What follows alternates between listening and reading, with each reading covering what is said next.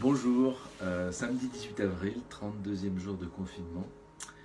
Je suis donc dans mon appartement ici à mon bureau, seul, mais tout va bien. Et c'est une période un peu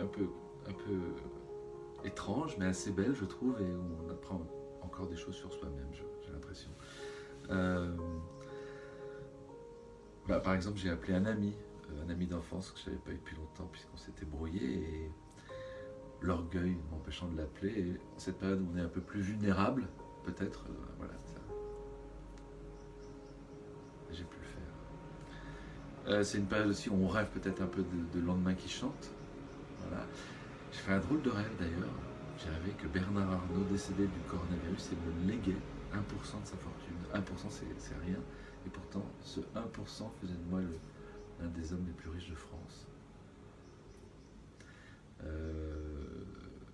Autrement, je profite de cette période pour m'occuper de mes enfants.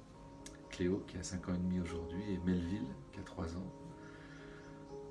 Donc, on fait la chasse aux œufs là depuis 15 jours, tous les jours.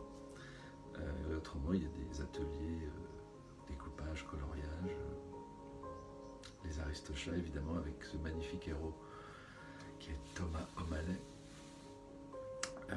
Voilà, je me suis aussi demandé si j'avais déjà vécu ça, d'être confiné.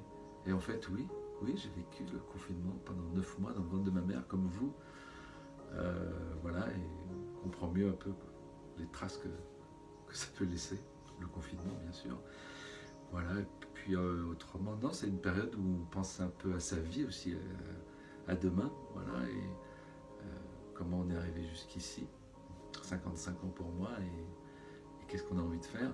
Et je crois que ce qui prédomine, c'est un désir très fort de vivre, d'embrasser, d'aimer, de faire des films, de plus perdre de temps, d'être plus généreux, d'oublier un peu le narcissisme et la vanité, pour être utile aussi. Voilà. Utile, c'est un mot un peu nouveau pour moi, je crois, et c'est peut-être bien quand même. Utile à la planète, en tout cas.